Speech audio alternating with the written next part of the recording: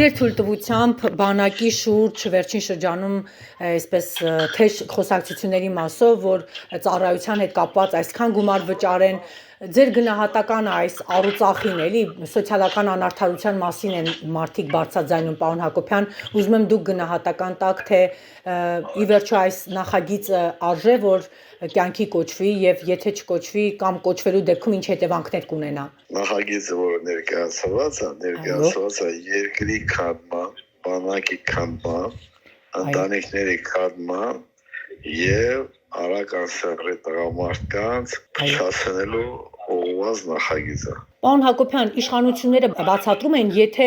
նման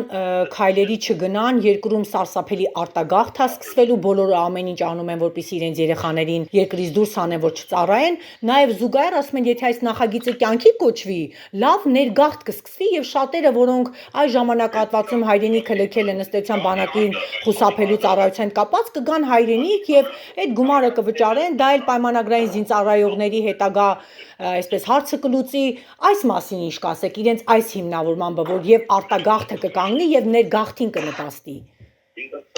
Արտագաղթի պատճառը դա չէ, արտագաղթի պատճառը ուրիշ բան է։ Պետք է ուրիշ տեղ փնտրել։ Այսինքն բանակում ծառայելու հետ չեք կապում, այս խնդիրը չեք տեսնում։ Պատերազմից հետո ծնողների մեջ շատ անհանգստություն կա, շատ հայրենակիցների մոտ։ Ոչ, դա ընդհանրապես կապ չի, դա որոշակի повод որ ասեմ, բայց արտագաղթը կապված է ուրիշ խնդիրների հետ, այդտեղ պետք է փնտրել։ Քաղաքական իշխանության հետ, նրանց վարած քաղաքականության հետ, պարոն Հակոբյան։ Ոչ, ընդհանրապես ընդհանուր պետության իրավիճակի հետ է կապված։ Պարոն Հակոբյան, դուք ինչ լուծում եք առաջարկում։ Անվտանգ խնդիրների հետ է կապված, տնտեսական, քաղաքական, ընդհանուր բուկետը։ Մեկ խնդրի համար հայրենիքը չեն թողում։ Առաջինը պետք է այնպես լինի, որ երիտասարդի մոտ առաջանա այնպիսի միտք,